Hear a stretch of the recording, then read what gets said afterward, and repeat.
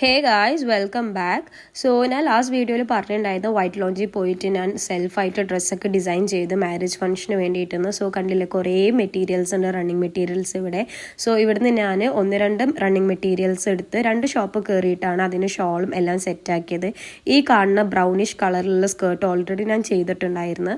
അതിനുശേഷം അതിലേക്ക് മാച്ച് ആയിട്ടുള്ള ടോപ്പിന് വേണ്ടിയിട്ടാണ്. സോ ഈ മെറ്റീരിയൽ ആട്ടോ ഞാൻ ടോപ്പിന് വേണ്ടി എടുത്തത്. ഡയബിൾ മെറ്റീരിയലാണ്, ഹാൻഡ് വർക്ക്ഡ് ആണ്.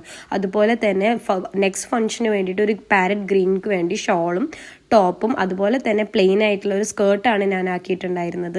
സോ ഞങ്ങളിപ്പോൾ അത് ഡൈ ചെയ്യാൻ വേണ്ടി കൊടുക്കാൻ പോവാണ്. ഞാൻ ഓൾറെഡി പറഞ്ഞതിന് ഭയങ്കര അഫോർഡബിൾ റേറ്റിലാണ് നമുക്ക് കിട്ടിയത് ഡൈയിങ്. സോ 60 പെർ മീറ്ററിനാണ് നമ്മൾ ഡൈ ചെയ്തത്. നമ്മൾ ഔട്ട്ഫിറ്റ് ഡൈ ചെയ്ത കളറാണ് ഈ കാണുന്നത്, പാരറ്റ് ഗ്രീൻ. എങ്ങനെയാണ് ഔട്ട്ഫിറ്റ് വന്നതെന്ന് നമുക്ക് ഓവറോൾ ആയിട്ട് കാണാം. കണ്ടേ ഞാൻ ആകാശത്തൊരു മുല്ലപ്പൂവിന്ന്, അന്നേ നിൻ പേര് പതുക്കനെ മൂളിപ്പോയെന്ന്. പെണ്ണെ നിന്നുള്ളിലിരിപ്പിവനെങ്ങനറിഞ്ഞെന്ന്, പിന്നെ ചെറുമുന്തിരി പോലവൾ ചോന്നു തൊടുത്തന്ന്.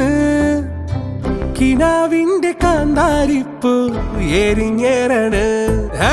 കണ്ടേ ഞാൻ ആകാശത്തൊരു മുല്ലപ്പൂവിന്ന്, അന്നേ നിൻ പേര് പതുക്കനെ മൂളിപ്പോയെന്ന്. സോ ലാസ്റ്റ് വീഡിയോയിൽ ഞാൻ കാണിച്ചിട്ടുണ്ടായിരുന്നു ഈ ഒരു ബ്രൗൺ ഷെയ്ഡിൽ കാണാൻ എൻ്റെ സ്കേർട്ടും ടോപ്പും ഷോളൊക്കെ ഞാൻ ചെയ്യാൻ പോണേന്ന്. സോ അതിലേക്ക് തന്നെ ചെയ്ത് കുറേ ഡിസൈനർ പീസസ് വെച്ച് നോക്കിയിട്ട് ഇഷ്ടപ്പെട്ട ഒരെണ്ണാട്ടോ ഞാൻ സെലക്ട് ചെയ്തെടുത്തത്.